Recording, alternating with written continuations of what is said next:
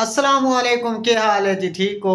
अक्सर तुसा लोगों भी ये कहानी बचपन में सुनी हो सी ते मशहूर कहानी है, पढ़ी ही से सुनी ही से कि शेर आ गया, शेर आ गया। एक गाँव है जेड़े दे विच एक छेड़ू है जेड़ा ना वो बकरियां चराइंदा है जंगल च, ते वो रोज पहाड़ी के उत्ते चढ़ के आवाज़ मरींदा जो शेर आ गया ते मेरिया बकरियां नूं खा गए। बंदे डंडे सोटे लैके आंदे हैं, अगू शेर कोई नहीं हुंदा। वा तो हसन लग पैंदा पे मैं तो तुहाडे नाल प्रैंक कीता, मजाक कीता।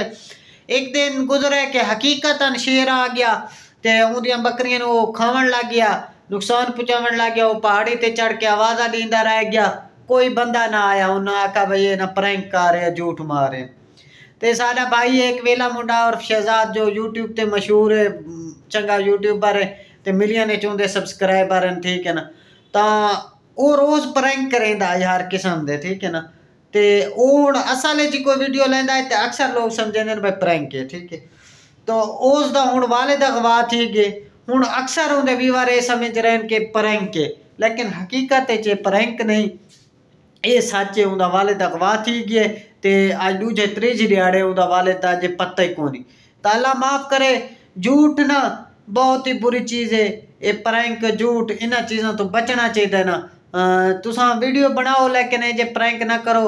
कल नूं कोई हकीकत नहीं थोड़े नाल हादसा थी वने ते कोई थोड़ा यकीन ही ना करे सी।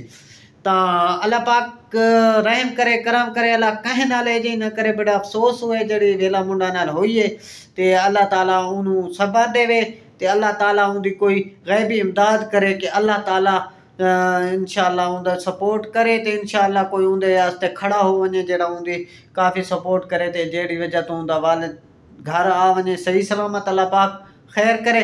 तो छोटा जिहा व्लॉग बनाए से। मजीद व्लॉग सराकी देखना ते सारे चैनल नूं सबसक्राइब करे सो इंशाअल्लाह तुहानूं दिलचस्प व्लॉग मिलते रहे। अल्लाह हाफिज़। पाकिस्तान जिंदाबाद।